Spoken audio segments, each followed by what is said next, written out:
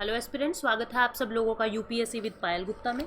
देखिए, अभी तक हम लोगों ने क्या देख लिया था India on the eve of British conquest में कि जो मुगल्स थे उनके सामने क्या क्या एक्सटर्नल और इंटरनल चैलेंजेस थे। नादिर शाह का आक्रमण कैसे हुआ था, अहमद शाह अब्दाली ने क्या क्या किया था, ये चीज़ें हमने देखी। और पानीपत की बैटल पानीपत में ही क्यों होती है, ये हमने चीज़ देखी। ठीक है, उसके बाद मैंने आपको मुगल एम्पायर के बारे में बताया था कि किस तरीके से मुगल एम्पायर पहले बढ़ता है, औरंगजेब के टाइम तक किस तरीके से मुगल एम्पायर बढ़ता है, लेकिन उसके बाद धीरे धीरे ये श्रिंक होने लगता है। फिर लेटर मुगल्स आते हैं, बहादुर शाह वन के बारे में हम लोगों ने देख लिया था, जहानदार शाह के बारे में देख लिया था, जहाँ पे जुल्फिकार किंग मेकर बन के आएंगे। फिर हमने देखा फरुख सियार जो है वो किंग मेकर बन के आते, फरुख सियार के टाइम पे जो सैयद ब्रदर है वो किंग मेकर बन के आते हैं और फरुख सियार को राजा बनाते हैं। और बाद में फरुख सियार को मार भी देते हैं ये सैयद ब्रदर मराठास के साथ मिलके। और अभी रफ़ी-उद-दराज़ात और रफ़ी-उद-दौला दो वीक रूलर राज करते हैं जैसे ही फरुख सियार की मृत्यु होती है उसके बाद। लेकिन इस समय भी जो किंग मेकर है वो सैयद ब्रदर ही है। ठीक है, आज के सेशन में हम इससे आगे बढ़ते हैं। अब हमने देखा था कि जो रफ़ी-उद-दौला है वो क्योंकि ओपियम के एडिक्ट थे तो 1719 तक ही, मतलब 6 जून 1719 से लेके सितंबर 1719 तक ही इनका राज रहता है। अब इसके बाद क्या होता है, 1719 से लेके 1748 तक लेटर मुगल में अगर किसी का राइन सबसे बड़ा है तो वो खुद मोहम्मद शाह है। लेटर मुगल में सबसे बड़ा जो राज रहता है वो मोहम्मद शाह का रहता है। ठीक है गाइज, इसको याद रखना। और यही वो लेटर मुगल है जिसके समय में सच में ही जो लैंड है वो श्रिंक हुई है। अभी तक क्या हुआ था, इनका रूल वीक पड़ रहा था लेकिन अभी तक जमीन किसी ने नहीं ली थी। लेकिन मोहम्मद शाह के टाइम में सच में ही कोई व्यक्ति आता है और इनकी जमीन लेके चला जाता है, यानी इनका लैंड जो है वो श्रिंक होता है सच में। कौन सा लैंड श्रिंक होगा इसको देखना गाइस।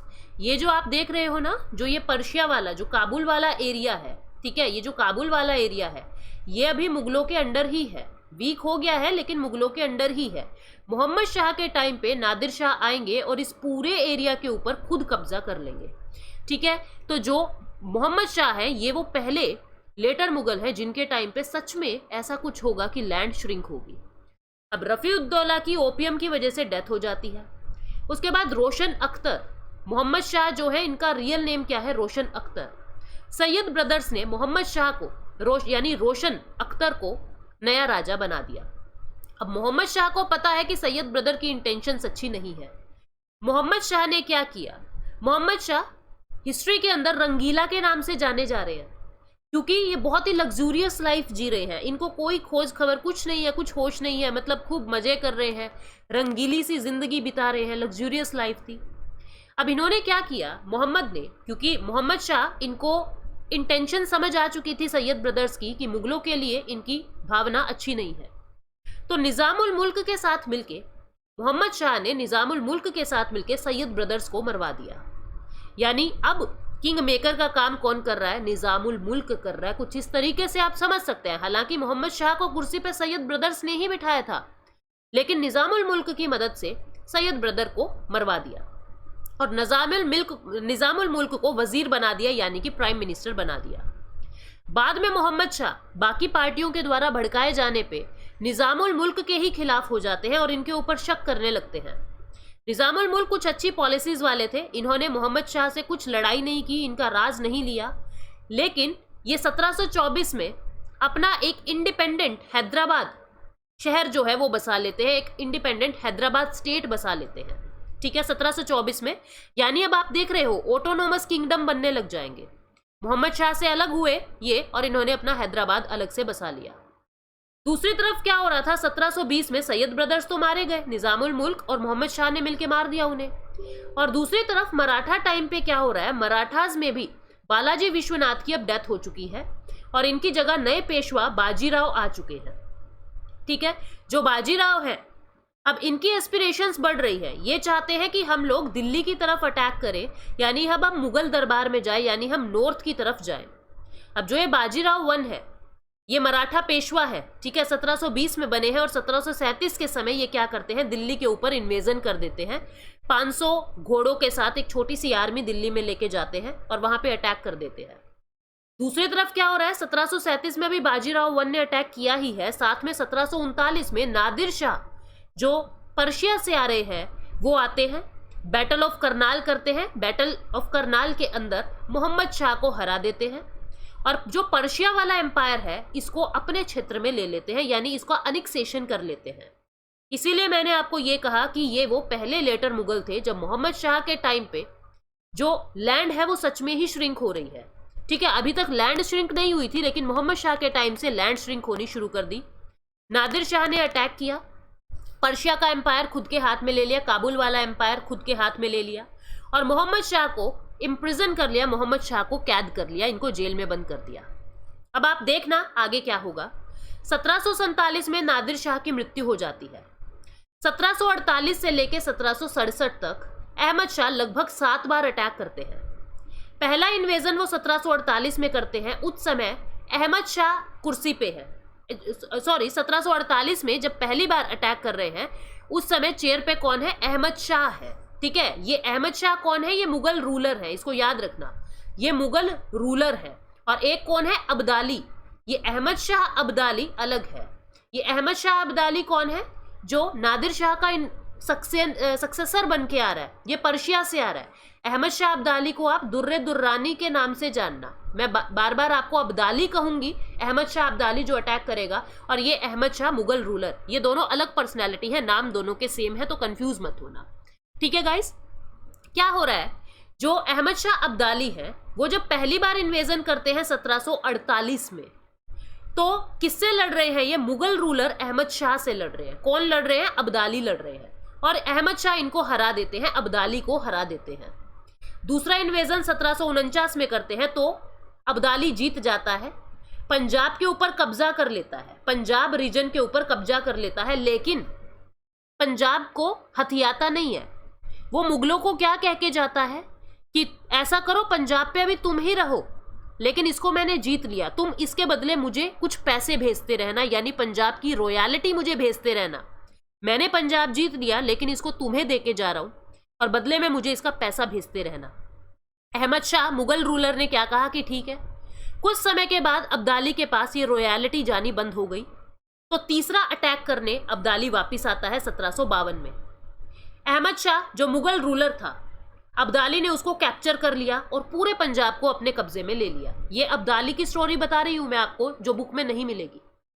1756-57 में फिर और इन्वेजन होते हैं। फाइनली 1757 में हर बार जब भी अब्दाली आता था कुछ डीप कुछ और अंदर भारत के अंदर घुसता जाता था। ठीक है, तो 1757 में जब अब्दाली आ रहा है, उसने आगरा, मथुरा इनके ऊपर कब्जा कर लिया, और जब वो 1757 में वापस काबुल लौटेगा ना, तो उन्होंने क्या कहा, क्योंकि उनका मकसद ये नहीं था कि वो भारत के राजा बने, उनका मकसद ये था कि यहां से बहुत सारा पैसा लूट के वापस चले जाए। ठीक है, और इतना पैसा लूट लिया था उन्होंने भारत से कि पर्शिया को लगातार 3 साल तक टैक्स फ्री कर दिया था। कोई टैक्स पर्शिया से नहीं लेते थे, क्योंकि इतना ज्यादा पैसा भारत से लूट के चले गए थे। जब लास्ट अटैक में वो वापस काबुल लौट रहे थे, तो उन्होंने आलमगीर II को मुगल का राजा बना दिया, इमादुल मुल्क को मुगल का वजीर यानी PM बना दिया, जो निजामुल मुल्क के पोते हैं, ग्रैंडसन है, और नजीब-उद-दौला को आर्मी कमांडर यानी कि मीर बख्शी बना दिया। ये तीनों अनाउंसमेंट अब्दाली करके जा रहे हैं। अब्दाली जीत चुके थे 1757 में पूरी दिल्ली को, उन्होंने इन 3 लोगों के हाथ में दिल्ली सौंप दी, और साथ में अपने बेटे तिमूर शाह को, यानी जो अब्दाली का बेटा है तिमूर शाह, उसको एम्बेसडर बना दिया। ये सारी चीजें आप पानीपत मूवी में देख सकते हो। उसको एम्बेसडर बना दिया और ये कहा कि इन तीनों के ऊपर नजर रखना, इमादुल मुल्क, नजीब-उद-दौला और आलमगीर II के ऊपर नजर रखना कि ये कुछ गलत तो नहीं कर रहे हैं। तो तिमूर शाह को एम्बेसडर बना दिया। ठीक है, ये अब्दाली की स्टोरी इन बिटवीन मैंने आपको बताई है। अब क्या होता है, मोहम्मद शाह के बाद अहमद शाह आते हैं। अहमद शाह 1748 से 1754 तक रहेंगे। इनके राइन में फर्स्ट बार अब्दाली इन्वेजन करते हैं, जिसकी स्टोरी मैंने आपको अभी अभी बताई। अहमद शाह बहुत ही मूर्ख से एक प्राणी थे। अपनी मदर की हेल्प से, उधम बाई की हेल्प से, जिसको क्वीन मदर कहा गया, इसकी हेल्प से इन्होंने, और ये लेडी भी, इस लेडी को क्या टाइटल दिया जाता है, किबला ए अलाम, मतलब a lady of poor intellect, जिसको बहुत ज्यादा बुद्धि नहीं है, एक ऐसी महिला अपने पुत्र अहमद शाह की मदद कर रही है, उनको राजा बनाया है अभी, ठीक है। और अहमद शाह बहुत ज्यादा अच्छे रूलर नहीं थे, उनको कोई ज्यादा नॉलेज नहीं थी किस तरीके से रूल करना चाहिए, और 1754 तक ये रूल करते हैं। इसके बाद आलमगीर टू आते हैं 1754 से 58। लेकिन अहमद शाह के टाइम पे कुछ होता है, क्या होता है उसको देखना। अहमद शाह के टाइम पे किंग मेकर कौन है? इमाद उल मुल्क। इमाद उल मुल्क ने अहमद शाह को किंग बनाया है, ठीक है। लेकिन ये अहमद शाह इमाद उल मुल्क के ही अगेंस्ट कॉन्स्पिरेसी करने लग जाते हैं। जो व्यक्ति इसको राजा बना रहा है, ये उसी के ही अगेंस्ट कॉन्स्पिरेसी करने लग जाते हैं। तो इस समय तक क्या हो रहा है, मराठा जो है बहुत ज्यादा पावरफुल है, और इमाद उल मुल्क ने सदाशिव राव के साथ मिलके, सदाशिव राव कौन है? ये पेशवा है इस समय मराठा के। सदाशिव राव के साथ मिलके, जो एक मराठा कमांडर है सदाशिव राव, इमाद उल मुल्क, और पेशवा नहीं है गाइस, इसको याद रखना, पेशवा इस समय रघुनाथ राव थे। पेशवा इस समय रघुनाथ राव थे, ठीक है। पेशवा तो इस समय रघुनाथ राव थे मराठा के, और ये मराठा कमांडर, आर्मी कमांडर है सदाशिव राव। इमाद उल मुल्क और सदाशिव राव दोनों ने मिलके जो अहमद शाह है उनको राजगद्दी से हटा दिया, और आलमगीर टू को मुगल दरबार में राजा बना दिया, ठीक है। अब आलमगीर टू का सफर चलेगा 1754 से लेके 1758 तक। ये कौन है? ये जहानदार शाह के पोते हैं। अहमद शाह अब्दाली इसके राइन में आते हैं, दिल्ली तक पहुंचते हैं 1757 में। दूसरी तरफ 1757 में बैटल ऑफ प्लासी भी होता है, ठीक है। आप देख रहे हो आलमगीर टू के समय में बैटल ऑफ प्लासी भी होता है। और इस समय क्या हो रहा है, देखो आलमगीर टू को अब्दाली क्या बना के जा रहे हैं। अब्दाली ने भी ये कहा 1757 में, जब काबुल की तरफ वापस अब्दाली जा रहे हैं, तो अब्दाली ने ये कहा कि आलमगीर टू जो है वो ही मुगलों के राजा रहेंगे, पहला। दूसरा, पपेट रूलर हो गए हैं अब आलमगीर टू, अब्दाली ने बिठाया है इन्हें कुर्सी पे, ठीक है, तो अपनी मर्जी नहीं चला पा रहे हैं। दूसरा क्या कहा, इमाद उल मुल्क जो है, इमाद उल मुल्क वो यहाँ के पीएम रहेंगे, ठीक है। और नजीबुद्दौला जिन्होंने रोहिला खंड बसाया है, नजीबुद्दौला यहाँ के आर्मी कमांडर रहेंगे। 1757 में कौन कह के जा रहे हैं? अब्दाली ये बात कह के जा रहे हैं, ठीक है। अब आगे देखना, धीरे धीरे क्या होता है, जो आपके इमादुल मुल्क है, ठीक है, जो किसी समय में किंग मेकर थे, उन्होंने ही आलमगीर टू को, इमादुल मुल्क जो है वो क्या करेंगे, आलमगीर टू को मार देंगे, आलमगीर टू को मार देंगे, ठीक है। और उसकी जगह नया राजा आएगा शाहजहां थ्री। जो शाहजहां थ्री है वो बहुत ज़्यादा पावरफुल नहीं है, उनको कुछ नॉलेज नहीं है, तो इनका राइन बहुत ही कम समय में रहता है, इनके बारे में ज़्यादा पढ़ने की हमें ज़रूरत नहीं है। अब इसके बाद कौन आते हैं? शाह आलम टू आते हैं। इसके राइन में दो बड़ी बैटल होती है, थर्ड बैटल ऑफ पानीपत और बैटल ऑफ बक्सर 1764। अब बैटल ऑफ बक्सर में क्या होता है गाइस, बैटल ऑफ बक्सर में क्या होता है, ये किसके बीच में हो रही है? ब्रिटिशर्स इसमें जीत जाते हैं, ठीक है, ब्रिटिशर्स इसके अंदर जीत जाते हैं। और बैटल ऑफ बक्सर के बाद ट्रीटी ऑफ इलाहाबाद साइन होती है, ट्रीटी ऑफ इलाहाबाद साइन होती है 1765 में। बैटल ऑफ बक्सर चल रहा है 1764 में, और ब्रिटिशर्स जीतने के बाद ट्रीटी ऑफ इलाहाबाद साइन करते हैं। इस ट्रीटी ऑफ इलाहाबाद के अकॉर्डिंग क्या होता है, जो शाह आलम टू है उनसे एक फरमान पे साइन करवा लिए ब्रिटिशर्स ने। इस फरमान पे क्या साइन करवा लिए कि बंगाल, बिहार और ओडिशा, इन तीनों रीजन के दीवानी राइट्स अब ब्रिटिशर्स को मिल जाएंगे। दीवानी राइट्स क्या होते हैं? बंगाल, बिहार, उड़ीसा से जितना भी लैंड रेवेन्यू आ रहा है, वो सारा लैंड रेवेन्यू अब ब्रिटिशर्स को मिलेगा, बंगाल का, बिहार का और उड़ीसा का, ठीक है। 1765 में शाह आलम टू से ये साइन करवा लिए, और ब्रिटिशर्स ने शाह आलम टू को क्या कहा, आप दिल्ली में नहीं रहोगे, आपको दिल्ली के अंदर एंट्री नहीं करनी, ठीक है। इस वजह से उन्हें इलाहाबाद के किले के अंदर रहना पड़ता है। लेकिन 1772 से लेके ये वो समय है जब मराठा बहुत ज्यादा पावरफुल है, 1772 का समय है, ठीक है। 1765 में देश निकाला दे दिया शाह आलम टू को। 1772 से लेके 1803 तक मराठा शाह आलम टू को प्रोटेक्ट करेंगे, शाह आलम टू की प्रोटेक्शन करेंगे, यानी कि मराठा मुगलों को प्रोटेक्ट कर रहे हैं। 1772 में मराठा उसे वापस से दिल्ली ले आते हैं, ठीक है। वो वहां 1803 तक रहते हैं। हालांकि ब्रिटिशर्स ने कह दिया था कि तुम दिल्ली में एंट्री नहीं करोगे, तुम इलाहाबाद के किले में रहो, लेकिन मराठा ने अपनी पावर का यूज किया कि हम देखते हैं आपको कौन निकालता है, उनकी प्रोटेक्शन की, और 1803 तक उनको रखा। लेकिन 1803 में जब इंग्लिश की पावर और बढ़ गई और दौलत राव सिंधिया की भी हार हो चुकी है, तब फाइनली शाह आलम टू को मियर पेंशनर की तरह बनके रहना पड़ा। शाह आलम टू वो पहले राजा है जिनको अंग्रेजों ने अपना एक पेंशनर बना के रखा। मुगल एम्परर जो थे वो पेंशनर बन के रह गए अंग्रेजों के, ठीक है। ये शाह आलम टू की बातें हमने पढ़ी।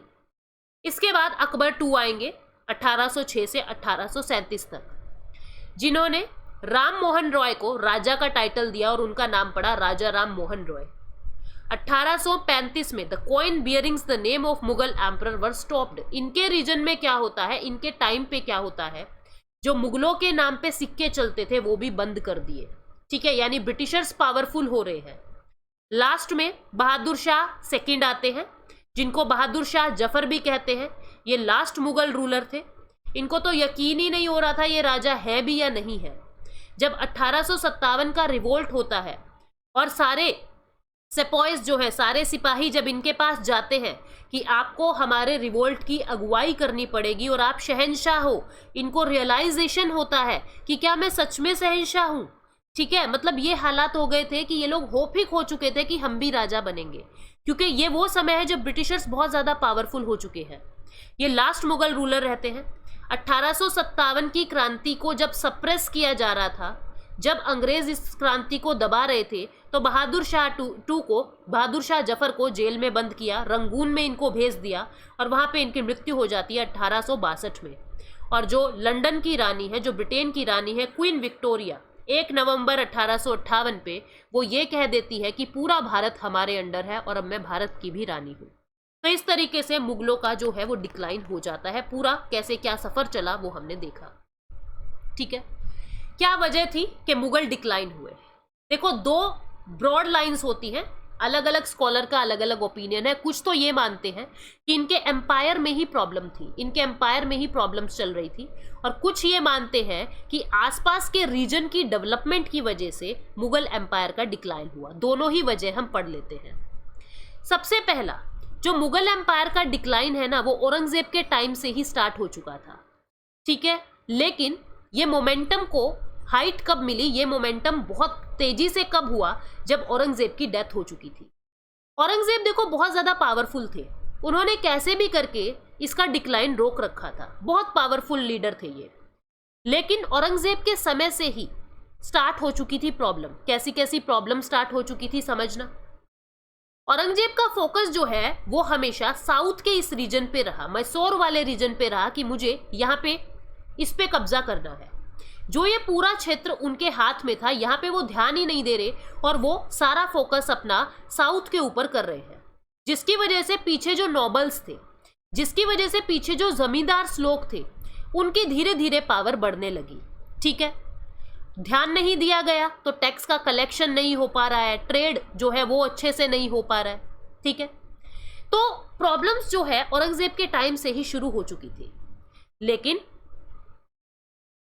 जो औरंगजेब थे वो इतने ज्यादा पावरफुल थे कि उन्होंने किसी ना किसी तरीके से पूरे रीजन को संभाल के रखा।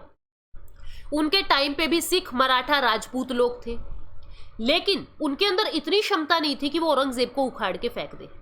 तो जैसे ही औरंगजेब की डेथ होती है, इन लोगों को मौका मिल गया कि हम मुगलों पे अब अटैक करेंगे। जो उनका पावरफुल राजा था वो अब मर चुके हैं, ठीक है। औरंगजेब के जो सक्सेसर थे वो कैपेबल रूलर नहीं थे। अगर वो कैपेबल रूलर होते तो हिम्मत नहीं थी कि सिख, मराठा या राजपूत जो मुगल एम्पायर है उसके ऊपर आंख भी उठा के देख लेते। तो क्या मेजर फैक्टर थे इनकी हार के, वो देखना। शिफ्टिंग एलिजियंस टू ऑफ जमींदार। देखो, ये वो समय है जब नोबल और जमींदार ये दो कैटेगरी है और दोनों ही कैटेगरी बहुत ज्यादा पावरफुल है। नोबल के अंदर अलग अलग सलाहकार होते थे, प्राइम मिनिस्टर होते थे जिनको वजीर कहते थे, मीर बख्शी होते थे, ये सब नोबल्स के अंदर आते थे जो राजा के अंडर होते थे। दूसरी तरफ कौन थे? जमींदार्स होते थे। इन जमींदार्स को क्या काम दिया गया था? इन जमींदार्स को ये कहा था कि इस लैंड का जो टैक्स आप ले रहे हो इसमें से एक हिस्सा आप रूलर को दोगे, उसमें से एक हिस्सा आप रूलर को दोगे। और जो ये जमींदार वाली पोस्ट थी ये हेरिडिटरी थी, यानी कि जमींदार का बेटा ही जमींदार बनेगा। तो इन लोगों का ना एक स्टेटस था, क्योंकि अब आप एक ये चीज देखो, इतनी लैंड है, इस लैंड के ऊपर जमींदार बैठा है, इस लैंड के लोग किसको टैक्स दे रहे हैं? इसको टैक्स दे रहे हैं, ये टैक्स का एक हिस्सा राजा को दे रहा है, ठीक है। तो इन लोगों की नजरों में तो इसी का ही स्टेटस है ना, इन लोगों की नजरों में तो यही राजा है। तो इस जमींदार का एक स्टेटस बना हुआ था, ठीक है। इसको अलग अलग नाम से जानते थे, कहीं पे इनको रईस कहते थे, कहीं पे राजा, कहीं पे ठाकुर, कहीं पे खुट्स और कहीं पे देशमुख कहते थे। इनका पूरे एम्पायर में एक इंपॉर्टेंट प्लेस बन चुका था।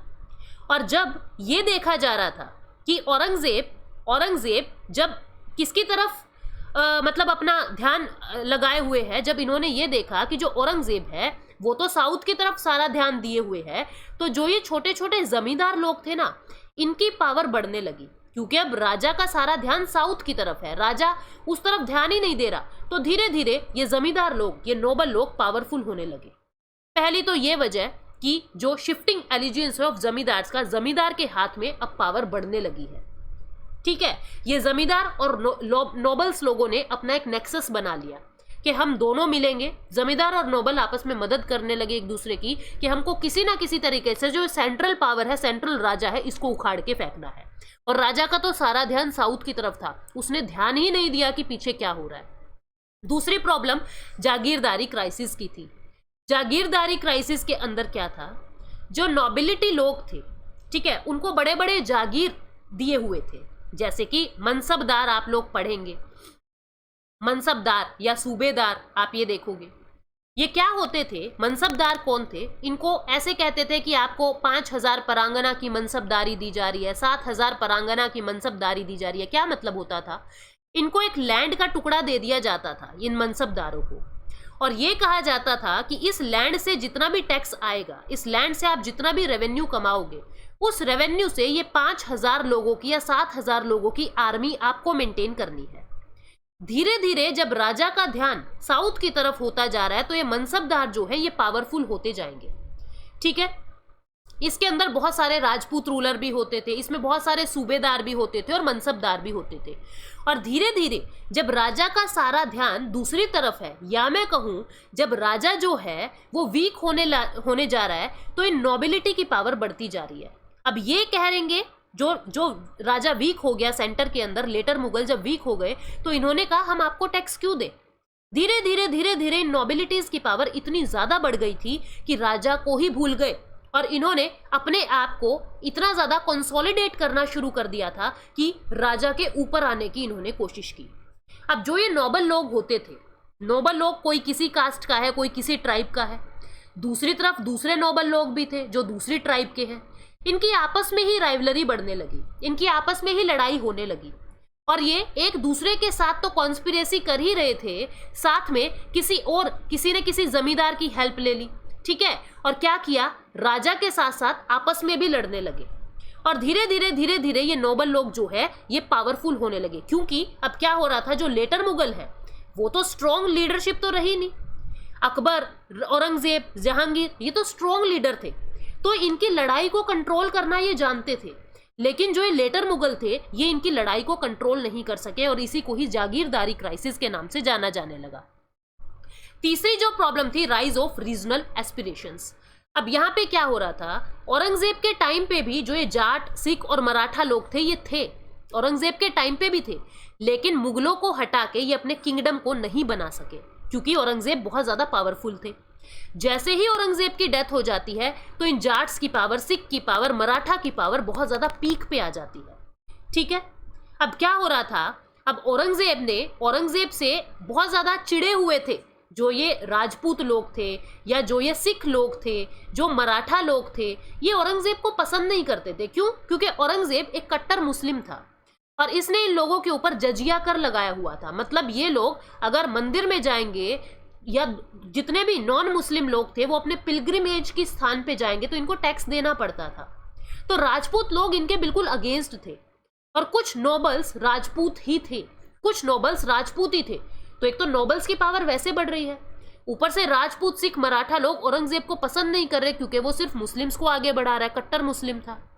तो इसने जब राजपूत को सप्रेस करने की कोशिश की और जैसे ही औरंगजेब की डेथ होती है तो राजपूत को एक चांस मिल गया कि हम लोग अब रिकॉन्सिलिएशन करेंगे, हम लोग अब मुगल दरबार के अंदर आएंगे, अब हम लोग मुगलों को रिप्लेस कर देंगे। और धीरे धीरे जो ये छोटे छोटे रीजन थे, बुंदेला के, जाट के, सिख के, मराठा के, ये ऊपर बढ़ने लगे। ठीक है, मराठा भी जो है इनके एनिमी बनते जा रहे थे। ठीक है, तो मराठा अपनी पावर बहुत ज्यादा पीक पे जब ले आएंगे तो आप देखोगे चौथ और सरदेशमुखी मुगल लोग इन लोगों को चौथ और सरदेशमुखी देने लग जाएंगे। ठीक है, और धीरे धीरे 1740 तक गुजरात, मालवा और बुंदेलखंड तक का रीजन मराठास के हाथ में आ जाता है। ये चौथ और सरदेशमुखी की बात जिसको नहीं पता, ये मेरी प्रीवियस क्लास देखना, उसके अंदर मैंने इसकी सारी बात बताई हुई है। तो नेक्स्ट वजह क्या थी? Rise of regional aspirations. जो आसपास के लोग थे उन लोगों की एस्पिरेशंस बढ़ने लगी कि अब औरंगजेब तो मर गया, अब हम लोग आगे बढ़ेंगे। फिर थी इकोनॉमिक और एडमिनिस्ट्रेटिव प्रॉब्लम। इकोनॉमिक प्रॉब्लम तो जो मैंने आपको मनसबदार्स की प्रॉब्लम बताई, ठीक है। और एडमिनिस्ट्रेटिव प्रॉब्लम क्या थी?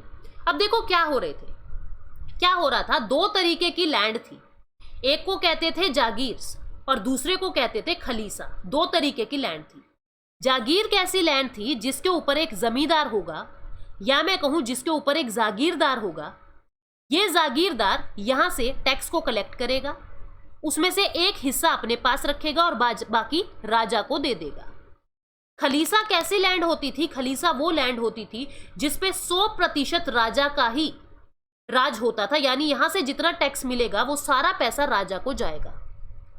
तो जब औरंगजेब की डेथ हो चुकी थी, बाद में लेटर मुगल आए थे और ये लेटर मुगल नोबल्स को प्रसन्न करने के लिए, या मैं कहूं आसपास के लोगों को खुश करने के लिए, जागीर बांटने लगते हैं। ठीक है, यानी ये खलीसा वाली लैंड जो है लोगों को बांटने लगते हैं। लिबरल जागीर की पॉलिसी शुरू कर दी थी। खलीसा वाली लैंड कम होने लगी थी, तो जो ये राजा के पास पैसा आ रहा था, जो राजा के पास पैसा आ रहा था 100%, वो कम होने लगा, तो जिससे इकोनॉमिक क्राइसिस होने लगे। ठीक है, अब राजा के पास खलीसा की लैंड कम हो रही है तो राजा ने जागीर से ज्यादा पैसा कमाने की कोशिश की। अब जागीर से ज्यादा पैसा कमा रहे हैं तो क्या हो रहा है, यहाँ पे जागीर से ज्यादा पैसा कमा रहे हैं तो जमींदारों को राजा सप्रेस कर रहे हैं कि आप हमें और पैसा दो, और ये जमींदार नीचे पीजेंट्स को सप्रेस कर रहे हैं, किसानों को सप्रेस कर रहे हैं। पीजेंट से सारा पैसा जमींदार लेने लगा, ज्यादा पैसा जमींदार लेने लगा और राजा को ज्यादा पैसा देने लगा।